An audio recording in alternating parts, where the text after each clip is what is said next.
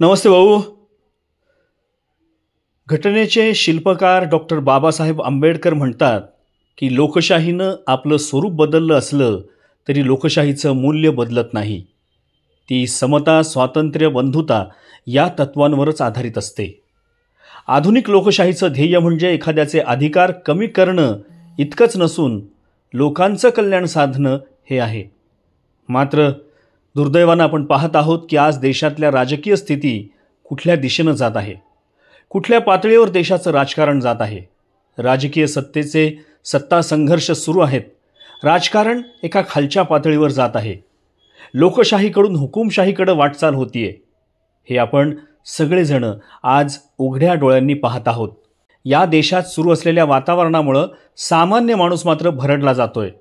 वाढती गुन्हेगारी, जातीयतेच्या नावाखाली दंगे फसाद, खून, मारामाऱ्या, स्त्रियांवरचे वाढते बलात्काराचे प्रमाण, राजकीय सूडभावनेतून गुन्हेगारी वाढतीये. त्यामुळं लोकशाहीच्या या देशात भयावह वातावरण निर्माण झालेलं आहे. राजकीय पक्षातले विविध नेते हुकुमशाही पसरवत आहेत. अशा अनेक घटना, प्रसंग, बातम्या रोज आपल्या कानावर पडत आहेत आणि एकूणच सामान्य माणसाचं जगणं मात्र दिवसेंदिवस कठीण होत चाललेलं आहे. या सगळ्या पार्श्वभूमीवर एक सामान्य नागरिक म्हणून आपण काय करू शकतो किंवा काय करायला हवं याची प्रतिज्ञाच कॉम्रेड भैरवनाथ वाकळे आणि सहकाऱ्यांनी ज्ञानदानाच्या सभागृहात अर्थात अहमदनगरमधल्या CSRD इथं घेतली आहे. ती प्रतिज्ञा ऐकूया, पाहूया आणि एक जबाबदार नागरिक म्हणून आपणही आपल्या घरातल्या सदस्यांना, मित्रांच्या ग्रुपमध्ये, शाळा महाविद्यालयांमध्ये ही प्रतिज्ञा अंगीकारण्याचा प्रयत्न करू. मी म्हणतो माझ्या मागे तुम्ही म्हणा.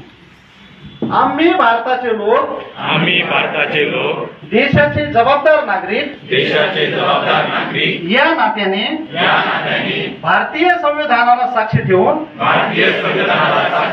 संकल्प करतो की आम्ही देशातील तसेच जगातील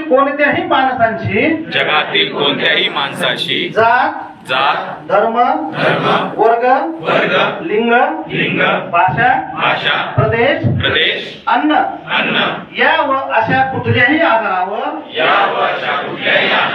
भेदभाव करणार नाही. सर्वांशी न्यायाने, समतेने, बंधुतेने वागू आणि देशाची एकात्मता राखू.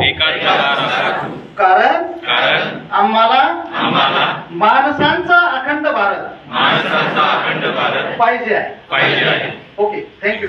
नगरी YouTube चॅनल शेअर करा, सबस्क्राईब करा, डोकं खाजवा, घंटी वाजवा, लाईक करा, पुढे पाठवा, कधी भी बघा आपल्या हक्काचं चॅनल नगरी YouTube चॅनल. पांढऱ्याचे पांढरे, काळ्याचे काळे करत राहणार किरण ढाळे.